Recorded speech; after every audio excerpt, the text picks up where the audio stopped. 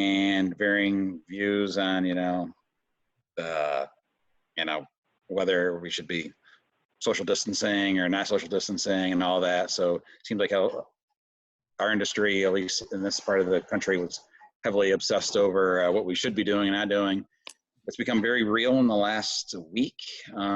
It's going through our farm labor population pretty strong right now. Getting exact numbers is essentially impossible because of privacy laws, but almost every day the local health department is issuing the new infections are young males, not in the city, in the rural part of the community. And we know 4 or 5 local Spanish farm workers that have tested positive.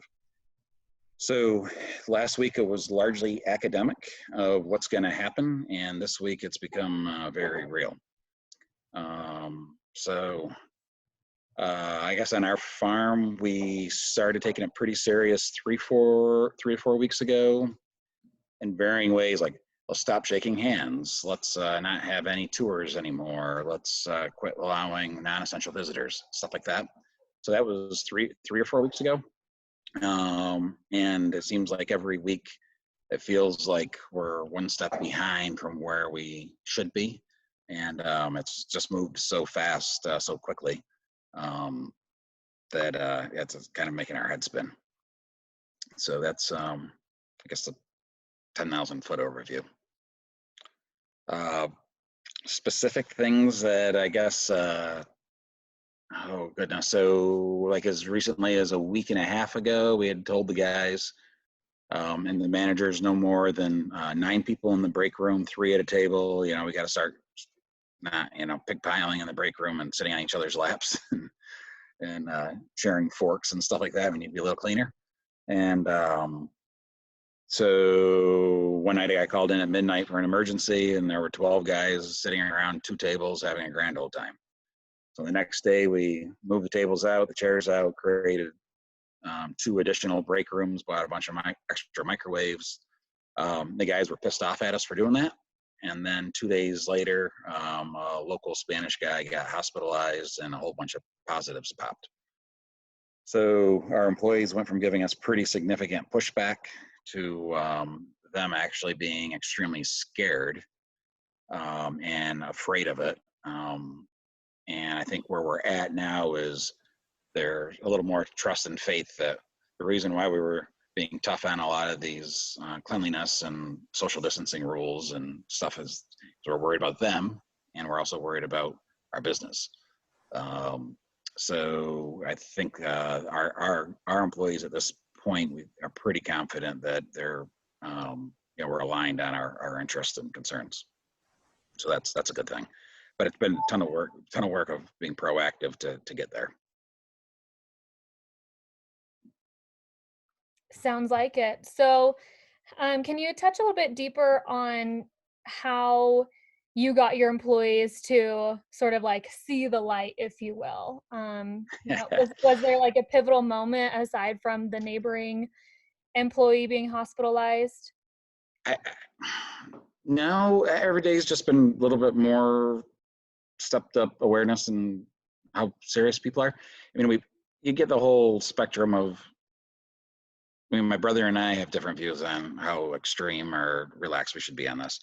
And our managers are the same way. And so there's a whole spectrum of people that are in complete denial and think it's no big deal and we should all just get it and move on with it. So as a business, we shouldn't even be thinking about it and worrying about it, to other people that are absolutely terrified and don't want to come to work, or their wives won't let them come to work. So there's the whole range. I think what has been fascinating is everyone, no matter where they're at, is moving rapidly to taking that serious. So maybe where I was 3 weeks ago, being all nervous Nelly and freaked out about it, we finally, the most deniers are now there, right? I mean, they're at least washing their hands and trying to stay 6 feet apart. So everybody's moving. It's a matter, but getting everybody in your labor force to move at the same place at the same point is impossible. So we've taken the approach of, let's try to get the employees to trust us and believe us, and that we're doing this for their health and also for our business's health. And let's try to move it as quickly as possible, and in conjunction with them, rather than telling them what to do or being adversarial about it. So Sure. I'm not saying it's right. I'm not saying it's right or wrong. It's been frustrating how slow it has moved in certain things. Yeah. So it looks like we have a couple questions that have popped up in the chat. The first one is from Dino. He's asking, what is going on with the slaughter plant? So the big one that we shipped to JBS is still closed. They're closing for 2 weeks, and we have not heard when or if they are opening. But when they closed, it was officially for 2 weeks. The other big one is a cargo one. The rumors are flying as of an hour ago that they're closing, but we shipped them a full load today. So that rumor wasn't true, but I hope it isn't the beginning of a rumor. They're not closing soon. And the chatter from a friend in Michigan is that a big plant in Michigan just closed. So we've been aggressively selling all marginal cows for the last 2-3 weeks, and still trying to push them out as fast as possible to stay ahead of it, because it's likely we're going to have a week or two or whatever or longer of not being able to sell cows or decreased amounts. Yikes. Another question we have, do you have employees not wanting to show up due to fear? If so, what do you tell them when your first employee tested positive? How did you handle it in terms of exposure to your other employees? And did you fear others were exposed? Yeah, so we have not had any employees tested positive yet. But as of 2 days ago, the health department was here and tested 8 employees because they had been in contact with neighboring employees that have tested positive. So the health department's being proactive on trying to get ahead of it, especially in the immigrant community, because it does appear to be almost all the positives in our county are between the ages of 20 and 50, and that's caught them off guard because they were expecting it to, all their work and emphasis was to protect the older population, so they weren't expecting it to rip through the younger population. So they are being proactive about trying to slow it down in the ag community. So that's one good thing about New York is they're very immigrant friendly, and there's a lot of programs to help migrant workers and farm workers. So they've been pretty quick on that. So my advice to you guys would be to have your industry groups or the farms directly contact your local county health officials and have the conversation with them in advance, because it's going to happen. And we've got 65 employees. Statistically, there's going to be a bunch that get it. There's going to be some that get tested on their own or, whatever. Or in our case, the health department hunted them down because their names were listed by neighbors who had it. So you're going to get it, and you're going to get it, and your employees are going to get it, and so you can't run from it. So I'm glad we had reached out with our county health department in advance, and it was still clumsy on exactly how do you quarantine somebody, what's the difference between quarantine and isolation, and do we really need to do this, and all that stuff. Yeah, so that was, how do you handle it?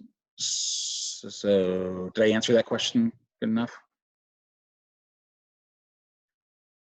I think so. What about your neighbors there, Neil, the one that did have somebody test positive? Can you talk about like what they went through? I mean, how many employees are they quarantined? Like, what was the process that they went through over there when they did have a positive? Yeah, so I got to be careful what I share here. How many people are on? So we have 37. Okay, so everything I say is going to be eventually. I just don't want to be on the front page of something or. And we are recording it to share later. So. Yeah, okay. Okay. Well, that's good to know. Okay. So every county is going to handle it differently, and every state's going to handle it differently. So you've got the CDC recommendations, but that doesn't mean that your county is going to do it. So in our case, our county, or health department is being super aggressive, but they're also recognizing that we're essential business and that milking cows is essential. So shutting the farm down is not an option, and they recognize that. So what they are doing is making sure that anyone who tests positive gets quarantined properly. And one thing that was a little eye-opening was, I got to be careful because this is maybe a little bit of my interpretation, is if you're sick, you're supposed to be self-quarantined, whether you're tested or not. Whether you're tested positive or negative, if you're sick, you're supposed to be self-quarantined. So to some degree, it doesn't really matter what the results of the test are. If you're sick, you're not supposed to be at work and you're supposed to be quarantining yourself, whether without a test or positive or negative. So they made it very, very, very clear to us that if we have sick people, we need to be treating them all as if they're potentially COVID-19 positive. Because by the time you get it, you have asymptomatic people and people spreading it, it's going to rip through before you even know it. So by the time you come in and test, and we're day 2 or 3 now, and we don't have the results of the test back. They've tested a bunch of healthy people that were connected to other people. So if those people are positive, they're spreading it. So yeah.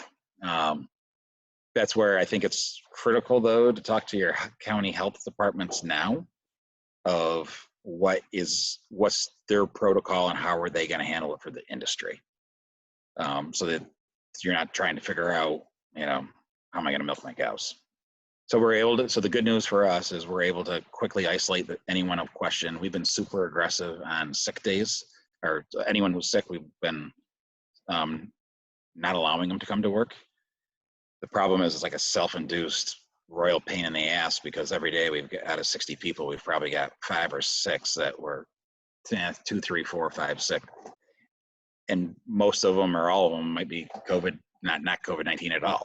So it just might be the normal flu. So scheduling has been a royal pain in the butt. We've been short of people. Everybody's been working overtime. But part of that is send somebody home because maybe they aren't feeling well or whatever. How long are you sending them home for before you call them back? Is it days? Everyone's a case by case. If it looks and acts like the flu, we're maybe they'll be back a day or 2 after if they feel better. If it has COVID-19 symptoms, we're trying to follow the 3-day no fever. I forget the chain of events, but we've only had a couple where we suspect it, where they look and act like they've got COVID-19 symptoms. But in this area, there's still a shortage of tests, and all the recommendations by the federal, state, and county officials is if you're not worried about somebody, you're not to be tested, because they're still limiting the test. Our neighbor county, somehow they're doing more testing, but they also have a lot more cases than us. So in our county, the recommendation is still, there's nothing you can do if you are positive. So don't waste the resources testing people.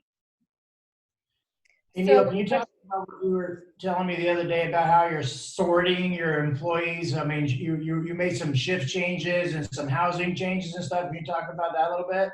Yeah, so if you guys could get one take home from this, I would listen to this. I'm glad we did. So we've been talking to the guys. This is no different than cattle. We don't take a sick cow and throw it into the heifer pen, and we try to keep the heifer pen separate, and you don't move an older animal back into the younger pen. And so we've been talking cattle language with the guys, and they get it. So we've put in 3 or 4 extra time clocks so that like the heifer crew doesn't have to come into the milking parlor to punch in. And that was largely to protect the heifer crews, thinking that the milkers were going to get it at some point, right?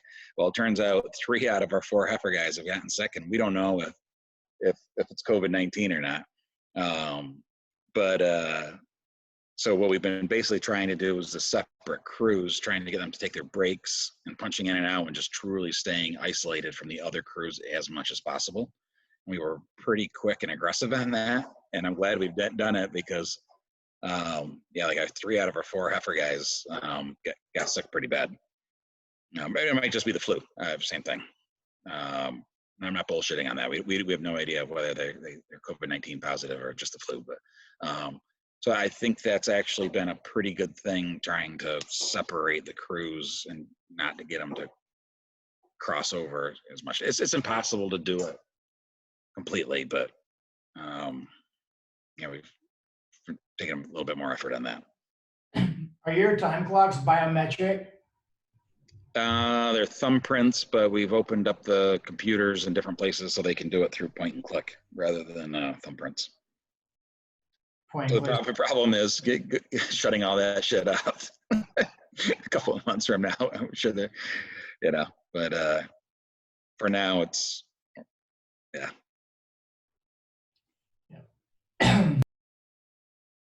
So one of the questions in the chat bar is, how far behind is your county or the public health officials from giving back the test results?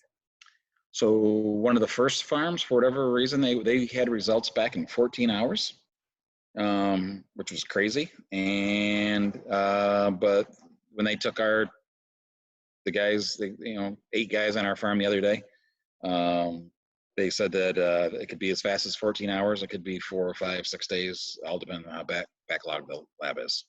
So we're now 2 full days and no word yet. So we're going to be at least 3. Dang. But I don't get hung up on the testing. After spending some time with the health department and the migrant doctors that came through, basically they don't want you to go to the doctor unless you're, you can't breathe, or you got a fever that's out of control, or you're dehydrated. There's no treatment. So they're basically telling people to suck it up and do support therapies at home, and it is what it is. But you got to make sure that you got to, don't tell people to suck it up and they get sick and die on you. We did go out and get a bunch of medicine, because what was happening is guys were running to the store getting medicine, and we were having to do shopping runs for any guy who got sick. So, as soon as we're telling the guys to stay home, we're also, we got Tylenol and flu medicine and all that crap, so we can give it to them and try to encourage them to stay home and not, go to their girlfriends and stuff like that. Another question we have is, how many cases have there been in your county compared to the neighboring county? It's changing so fast, I quit looking. It was giving me ulcers. I don't know. Not bad. So our neighboring cities like Syracuse, Rochester have a lot, like hundreds and hundreds and hundreds. Ithaca is a big college town. They have 150. I'm looking over at my wife. Now she works in Ithaca, so she checks every day before she goes to work. And our county's only got 10 or 15 or 20, but it's mostly in the farm community. What's interesting is in our county, every day they put the results of the testing, how many they tested and this and that. And it's a city of 20,000, and there's very few being positives in the city. And it's all they're saying, they're saying inside Auburn, or Auburn resident, or non-Auburn resident. So city resident or non-city resident, and almost all the positives have been non-city, which is scary because it's out in the farm community.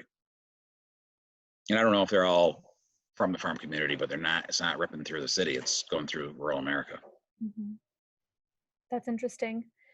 Another question, are you advising work-related injuries to avoid going to the emergency room, especially for not serious claims? In the last 2, 3, 4 weeks, we really haven't had to deal with any work-related injuries. So haven't thought about that one yet. Knock on wood, right? Yeah. Did your county public health? So my brother-in-law's an ER doctor, and their business is down 30% because people are afraid to go to the ER. So I think I think this puts it in proportion or relation to, it's relative to what the big problem, the real problem is. So I think now when people get a bumps and bruise, they don't even tell us. Did your county health public officials offer you any face masks or face coverings or anything of the like to help you so you don't have to go out and buy it yourself? No. So we do have a guy from one of our employees is Guatemalan, and he's a seamstress from back home. And main reason he's here is to make money to go buy a couple industrial size sewing machines.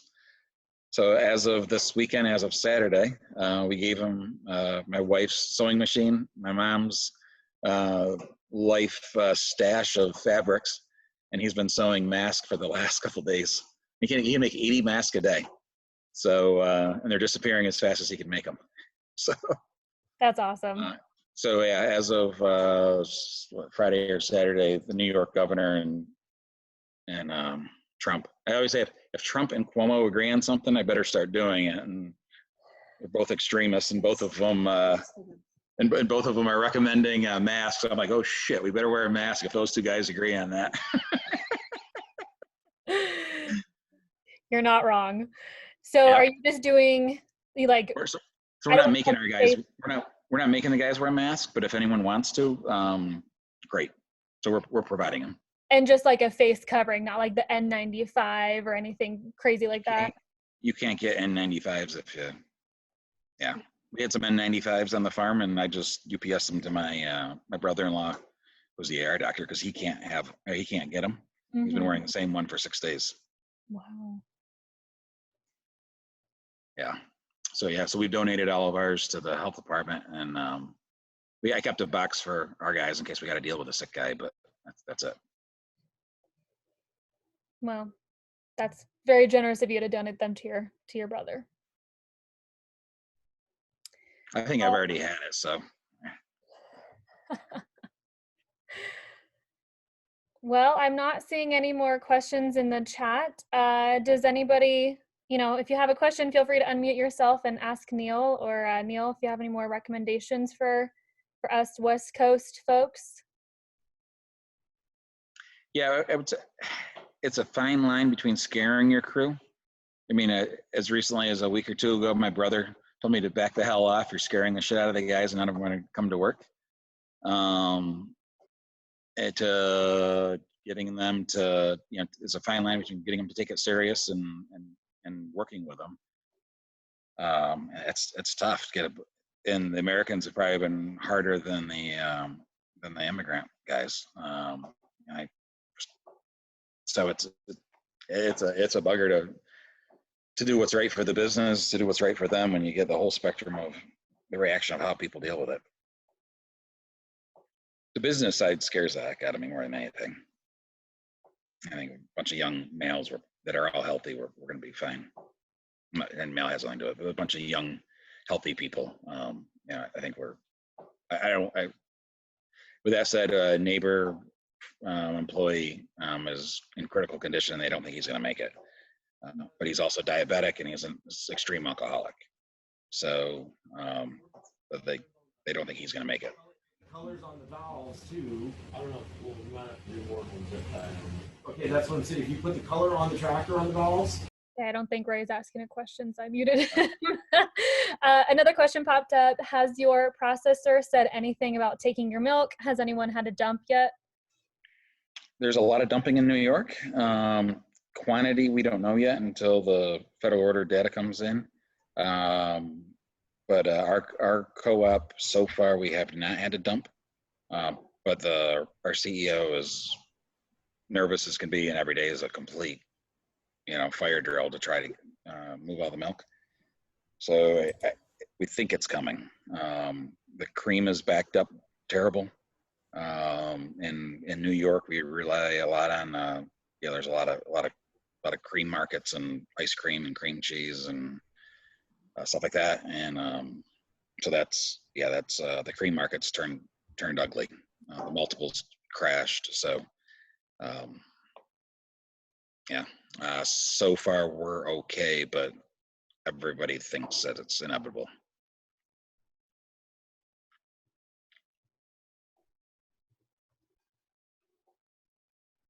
Any more questions for Neil, folks?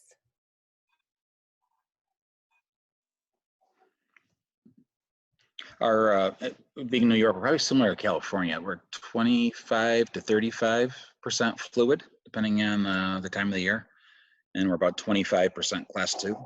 And I think the class 2 is held on. There's mainly the yogurt and sour creams and stuff. So I think a lot of people are eating potato chips and dip, so that helps. But obviously the cheese and the powder is where it's, all the extras going. So yeah. So we don't know dumping numbers. Just that's all hearsay, and it's hard to get your finger on. There's four main co-ops in the north. In New York, there's 4 co-ops, and then in the Northeast, there's 5 or 6, probably 6. And then there's a handful of independents. So yeah, it's really fragmented. So it's hard to really get a grip on what's going on as far as the dumping quantities. Mm-hmm. Well, I guess this is probably a good segue for Tom to hop on now. So thank you, Neil. We appreciate that. Tom, the floor is yours. Okay, what a wonderful segue, dumping milk, and it goes to Tom. Thanks, Neil. So thanks for the opportunity here. This is really something that certainly as an economist I've never dealt with. Lots of discussion about, hey, is this a depression? Is this a recession? This is as much of a falling off a cliff as I think we're ever going to see, and I hope we never see it again. But words like demand destruction, crashes, it's all in our vernacular now. And this cuts across, the entire supply chain, the entire food value chain. This is about consumption destruction. This is about production impacts, employment and unemployment. And then I think the place I don't know where we're going to go is investment. That's going to be the big unknown. So let me just start out with a couple things that I think are Dino and I talked a little bit about some of the mismatches and the idea that all this retail is happening, but yet we're talking about shortages somewhere. We've got more milk than we need in many regions of the country. Let me say right out at the top that there's no shortages of milk and dairy products.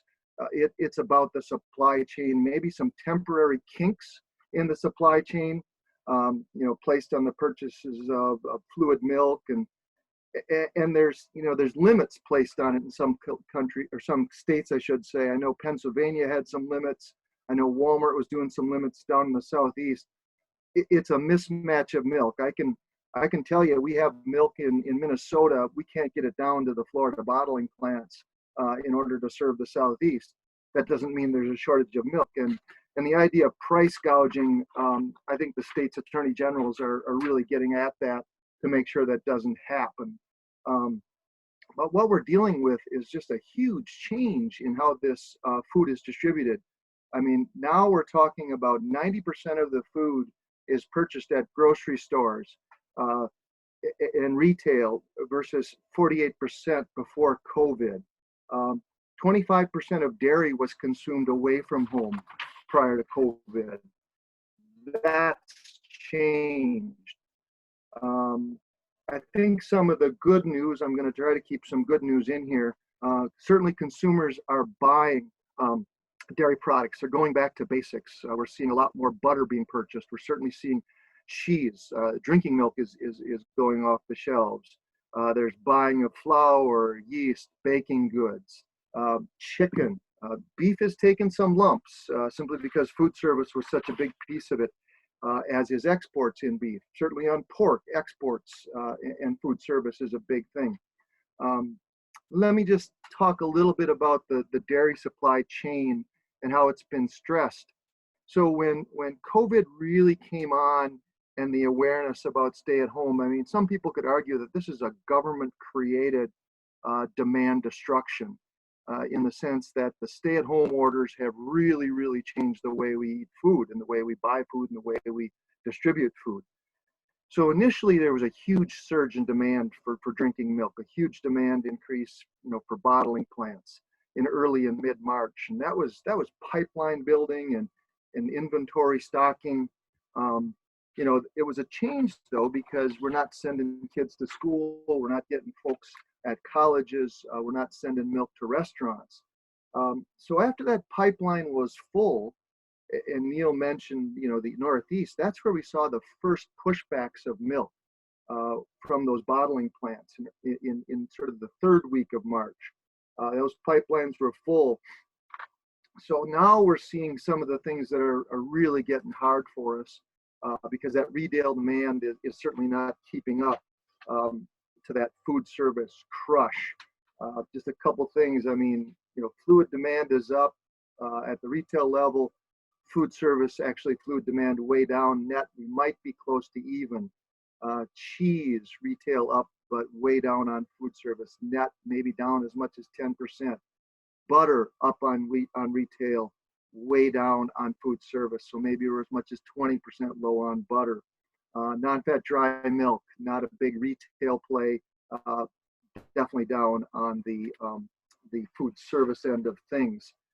So it's a little bit scary because there's so much backing up happening right now. And let me tell you a little bit about how that's being manifest in our own plants. I mean, at this point, we sell about half of our milk to third-party customers, meaning other cheese plants. We sell bottling plants. We don't have a bottling stake. Frankly, our own plants are operating great. They're running really full in a lot of ways. We're actually doing some things to try to move the throughput, more milk going through to change the product mix, as we call it. At the same time, our partners are pushing back some milk, and that's really causing some anxiety for us. But we're working really, really hard with our customers. Our customers have taken steps to move milk rather than turn ours away. They're trying to make product and inventory it as well. It's a day-by-day headache. It's a week-by-week headache, and I don't like to be really gloom and doom, but the seasonal flush is going to hit us harder. Certainly, I think California, we're done with the flush, but as you move to the east, certainly you're going to see the upper Midwest and the east come on with milk, and that definitely gives us plenty to be concerned about. We're even going as far as considering purchasing some product back from some of our customers. We're trying to move product into Mexico. So we're doing as much as we can. We're trying to sell milk at discounts. We've heard about milk moving in the upper Midwest as much as $3 to $4 below class. So the takeaway on this is that we're really crushed and destroyed demand with these state by state government stay-at-homes, government imposed stay-at-homes, while we've got long milk, and we're throwing ideas around about as much as a 10% excess of milk, and it's not a pretty picture at all in that sense. You go to how we're operating our plants, and you go to the question of what's happening with employees. We've tried to section off plants in such a way that if there is a COVID or an individual who suspects being COVID positive, we certainly have them out of the plant, and then anyone who's near them to also be tested. We've been fortunate not to have a lot of incidents. We've had some challenges out east, but we've been able to continue to run our plants. I mean, that's the part that, if you talk about employment, I mean, over half the jobs in the ag and food sector and related businesses are food service, some 13 million. And those are the folks that are really out of work right now. But at the same time, ag labor is such a big part of dairy farm labor, certainly fresh vegetables and seasonal labor for ag retailers. I can't ignore that in a Land O'Lakes context. There's some positives out there, and what I mean by that is you look at spring planting, and spring planting is coming on in southern Kansas, southern Illinois, etc. It's good news in the sense that ag retailers have the crop inputs, have the crop protection products to really put in the spring crop. The planting intentions are up. We're talking about more corn than expected, a little less soy than expected. but the inputs are available, and the supply chain is going to get all those inputs delivered when and where farmers want them delivered. It's going to get planted. We don't have any doubt about that. Will it go in at the optimum time? I don't know. I think from an ag retailer perspective, those are ag co-ops in our case.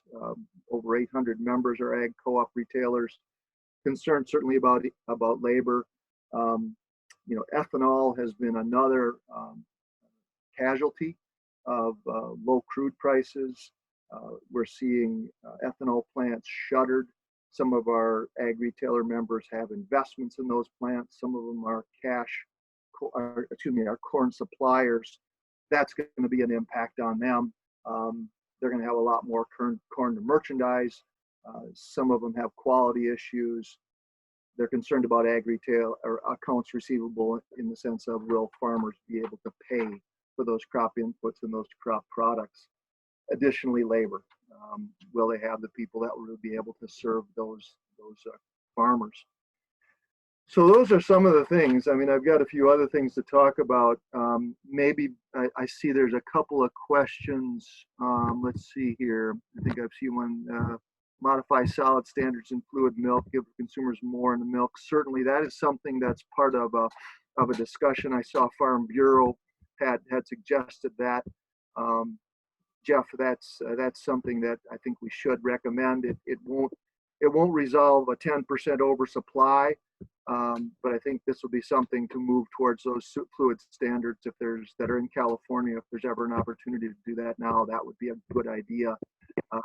It's a little bit of a longer term wiring. It doesn't happen immediately, unfortunately.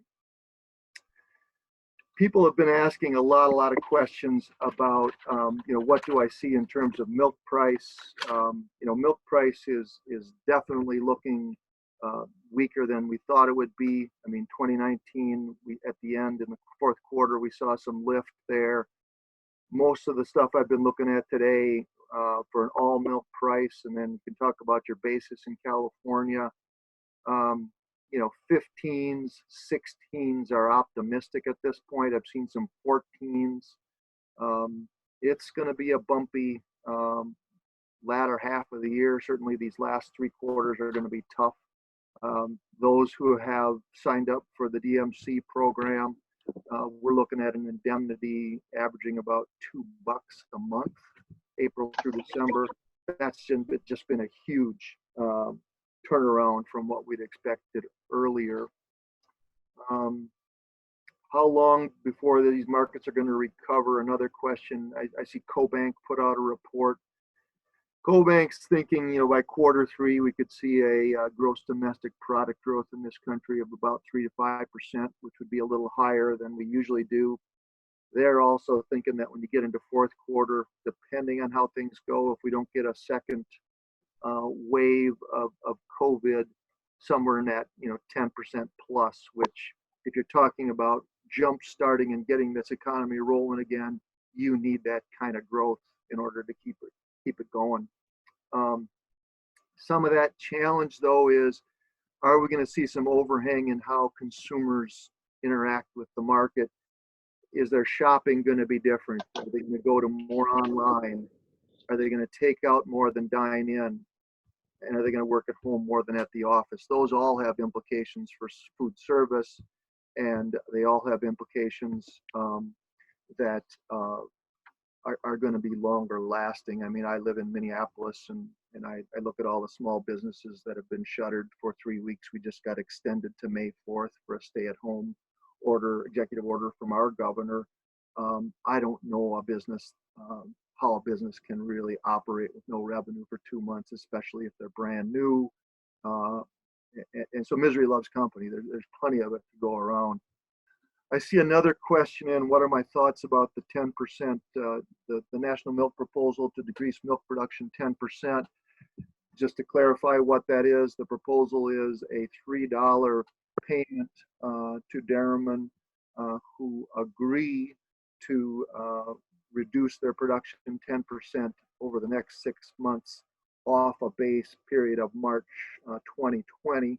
That $3 would be paid on the 90% of the milk that was marketed.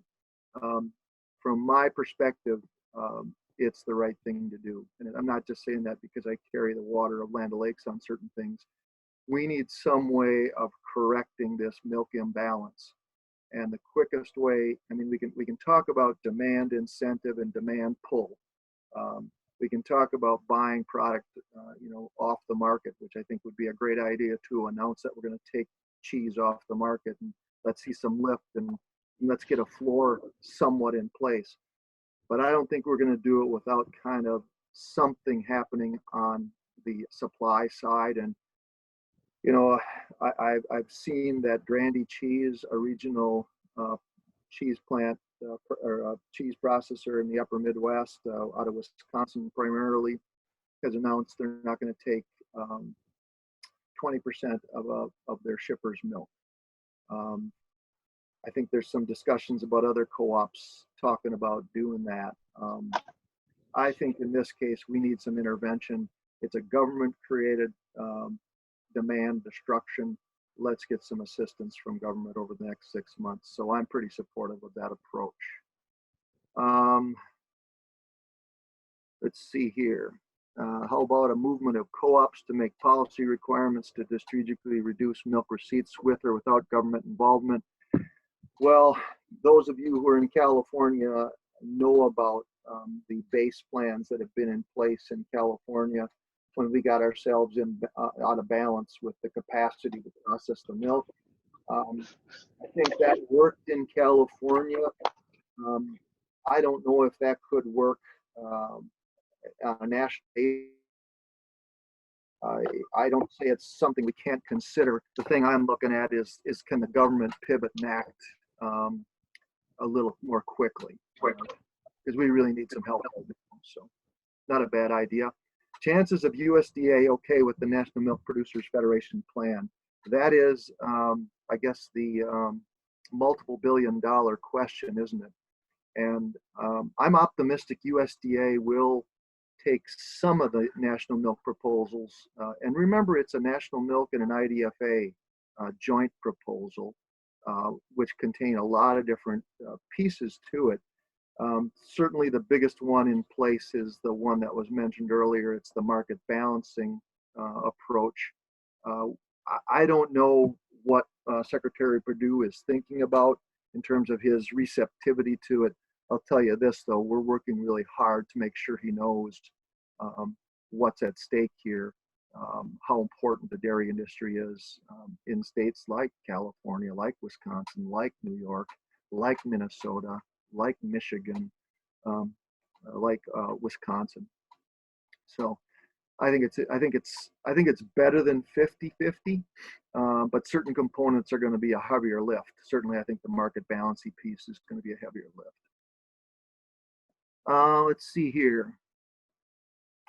Our cooperative milk plants motivated to run full for efficiency reasons, thus a conflicting relationship.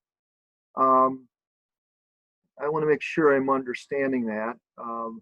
Yeah, I mean, when you're a plant operator, our plant operators want to run, wall to wall as much as they can, maximize that asset. Now, is there a conflict there?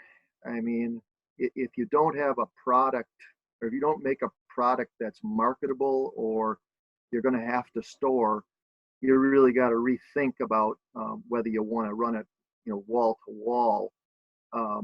That's an important balance, and I think there's going to be more, not just cooperative plants, but privates that are going to say, well, my asset may suffer, but if I don't have a market for the product, why do I want to put it up and store it? So I think there's going to be a lot of hard decisions like that across the country. I was talking with Andy Novakovic from Cornell University about his thoughts, and he's very concerned about the small cheese plants in the upper Midwest that are doing food processing product, because they're the ones that are going to have some of the biggest challenges if their product isn't picked up. And right now that's their biggest challenge. They're making a product that people don't want because food service isn't buying it. So I think that's all the questions there. I'm just trying to think if there's anything else I wanted to share with you guys. I mean, fewer restaurants, fewer ag retailers, fewer dairy farms, potentially fewer small cheese plants. I mean, there's a lot of potential. This tail is long. It has to be a consumer-led recovery.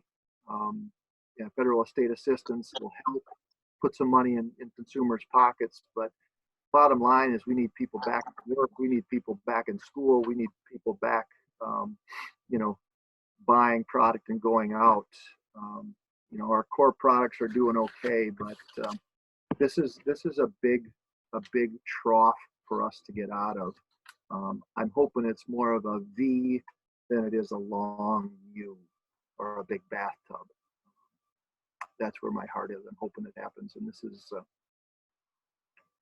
a tough one. I have some tough days, just thinking about all these different ramifications and all my friends and family that are working through this.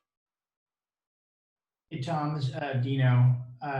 Neil talked a bit about the slaughterhouse closing down and some plants possibly in Michigan closing because of the outbreak. And Neil had told me last week that JBS plant had 2 employees test positive, and the other 400 employees basically walked off the job because they were afraid. What is going on within Land O'Lakes, anyway, about trying to protect your workforce and ensure that milk keeps getting picked up and processed? It's a good question, Dino. We, like I think I said earlier, trying to be as wise how to section the plant so that a bunch of workers aren't exposed to someone who may have been exposed to COVID. We've got some, plants, the efficiencies are amazing on a drying operation where you might only have one individual. So that individual, if they were to get ill, it isn't as big of a possibility to have them exposed to other people. It keeps us up. We're very concerned. At this point, we haven't had any issues with the dairy plants that I'm aware of in a big way. It continues to be a challenge. I can foresee, and I'd heard about slaughter plants as well. I think there was one in Pennsylvania. There was a discussion about that possibly closing, and I know in Wisconsin, some discussion about a plant in eastern Wisconsin about some closures there. That's probably that and the distribution, the truckers. Those are probably 2 really, really big points we got to be concerned about. I've seen, I think Dean Foods had a bonus for truckers to start to come on board, $1,000 bonus to start training to haul, raw farm milk. So that supply chain piece is really, really a concern of ours. And actually, I think I've heard of some plants doing some temperature checks of individuals before they come to work. So I think we're moving more towards trying to be as preventative as we can, and then being very, very shrewd about if you do have someone with symptoms, to make sure you know who they had contact with to keep track of it. That seems to be the South Korean approach, and it seems to have worked. So, Tom, we have a lot of grocery stores out here that are imposing limits on how many gallons of milk customers can buy from the store. And we have concerns that sends a message to consumers that there's a shortage of milk, but like we all know, there's no shortage, it's just kinks in the supply chain. What is Land O'Lakes doing on your end to kind of communicate the message to the grocery stores that that's not the best way to handle this situation? Well, and actually, I was just talking with American Farm Bureau, and they had been in conversations with Walmart just about this point, about discouraging that limiting of milk at the retail level. We haven't had direct contact with our grocers. Our steak isn't bottled milk as much as it's certainly butters and cheeses, and we've made sure that that's available. But I think you raise a good question about let's make sure people aren't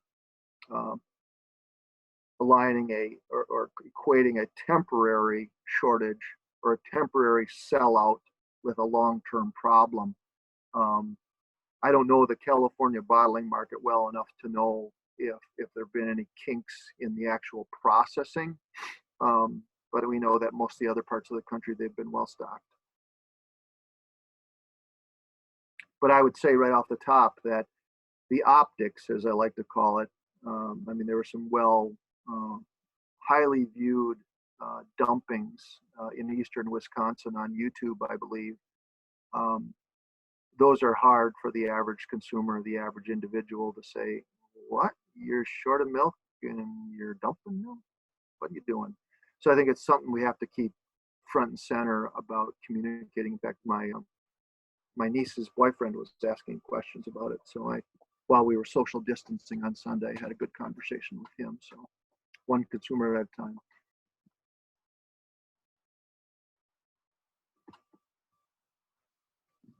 Hey, Tom, it's Justin Curdy. Always a pleasure hearing from you and your input on stuff. Question, when it comes to this situation, I'm kind of curious to get your input on, do you have an opinion on the changes of consumer shopping patterns as we get to the tail end of this epidemic? And do you see if maybe consumers' demands or necessities, base necessities, if you will, are going to change over time? Or do you think it's going to revert back to C-19 type purchasing trends? Well, Justin, thanks for joining. Appreciate it. I was having another conversation today about, will we see a reduction in bottling and fluid demand as we get into the summer months, because people change their beverage habits in the summer months. I mean, I'd hope from a Land O'Lakes perspective, selfishly, that they stay with Land O'Lakes butter and see the value of that. I think it's going to be interesting to see how much people want to go back out and sit in a restaurant with a couple, 30, 40 other people. I think that could be the big place where we're going to see some real changes, Justin. I think there's got to be some confidence that it's okay. A lot of discussion about this coming back for a second wave in the fall. That's going to make people pretty apprehensive, I think. So I think that one's going to take a while to work out. This will be with us. That sort of cultural change, I think, is going to be with us for a while. Not to mention, will people have the money to afford to go out?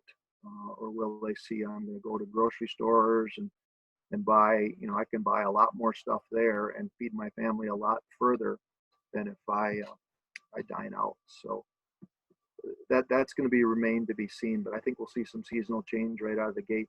I mean, the big thing is I hope we get kids back in school, because that's a big portion of food service, and certainly kids back at college. We need that. We need that demand.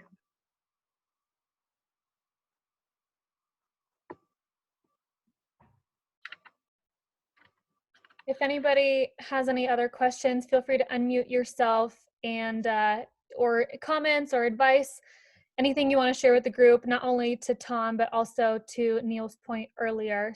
This is your time to do it. Hey, Tom, one more question that I have. Out of curiosity, on Facebook, Lino Saputo posted that they had 2 managers that tested positive at the Tulare plant for the C-19, and I haven't heard anything since then from anybody. Have you heard anything through Land O'Lakes in Minnesota as to what's going on with that?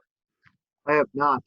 I have not heard that. That's not good news. But no, I have not heard anything about that infection, much less any ramifications from it.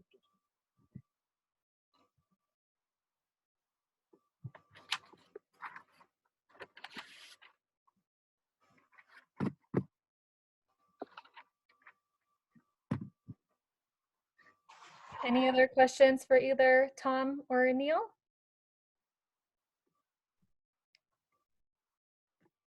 There's a question in the chat.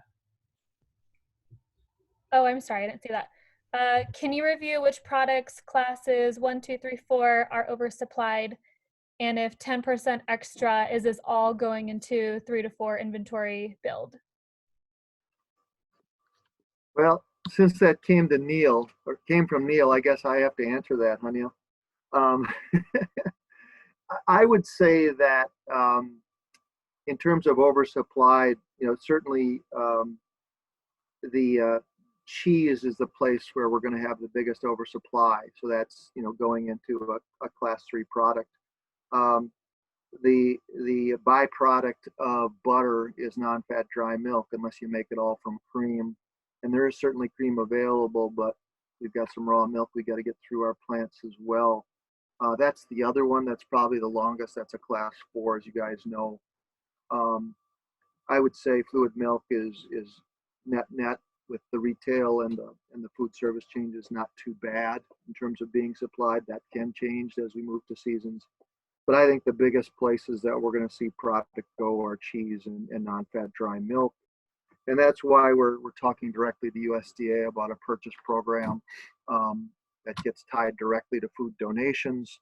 I'm still old enough to remember, some of the first dairy price support purchases authorized under the 1949 Act that, we went too far. At some point, we got way too much. This is not about buying product and storing it for years and years. This is a temporary buy to stabilize the markets, give some confidence that there's going to be a market in the future, put a little floor under that, and cheese is the easiest one to buy and use, in my opinion.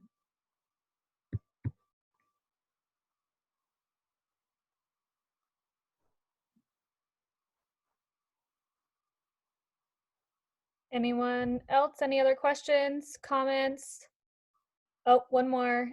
Does Tom have any idea how much milk is being dumped nationally every day? Oh boy. We're hearing some pretty big numbers in the East and in the upper Midwest. I've heard as much as 1 million, which is 20 loads of milk in some areas. We've been fortunate not to be putting milk on the ground. We've done some salvaging, I understand, meaning stripping of cream. But at this point, we're going to see more of it, and that's our point around the 10% reduction program. Is if we don't have some way of compensating dairymen to gear back on their production, we're going to have a lot of milk on the ground, and that isn't good for anybody.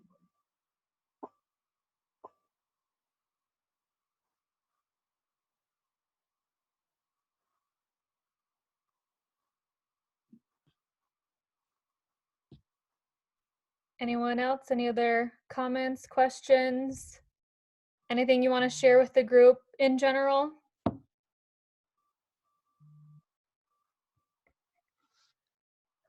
All right. Well, hearing nothing else, Neil, Tom, thank you so much for joining us. I know it's a little bit later on where you guys are located, so I appreciate that. And with that, I guess Dino. Well, I want to just invite Emily, if she's willing to talk about what she knows about what's going on in Sacramento in terms of like what your efforts are with the processors, trying to help processors in California keep moving. But is there anything that you would like to contribute in terms of what might help us understand what we can look forward to in California? I just recorded a podcast on that. It'll Okay. come out on Friday. Good plug for the podcast then. Yeah. Council podcast. I mean, I don't know what to say, Dino. For us, I mean, the legislature's out of session until first part of May. So we're trying to we've asked for a regulatory pause from the agencies for no new regulations while we're on this, in this crisis. From a functional standpoint, we've reached out to Cal OSHA to check on enforcement issues as an example, because if there's a shortage of masks and gloves, what does that mean? We're now all of a sudden violating the law. They've given us some assurances that their approach on enforcement will be compliance assistance first, unless there's egregious violations. So I think that's good. They still obviously reserve the right to enforce code as they should, but that helps us on the supply issue. There was that. Oh, we also were working with the administration to try to get some help on childcare for critical workers. So, you all are trying to make sure your workforce continues to show up. That's a problem for parents who have a house full of kids, right? And so the governor put out an executive order and a guidance just yesterday on what childcare facilities that can open for critical workers, and so there's all the physical distancing requirements, groups less than 10, that sort of stuff. And then also we are working closely with the food banks, trying to figure out, ahead of this USDA situation, whether or not we can get dairy products to the food banks until that sort of happens. So we've got some movement on that. And then also we're working on getting supplies for our guys. And anyway, so we're about to submit a request to a manufacturer here locally to help with the mask situation. So there's a lot going on. It's just we've had to pivot to an entirely different approach on issues. Maybe Neil's guy can sew some masks for you. Can FedEx get them out here that fast? Yeah. Probably faster than you can sew them. Right. So, yeah. There's a lot. Anybody else have anything they'd like to contribute to the call, or just any conversation in general?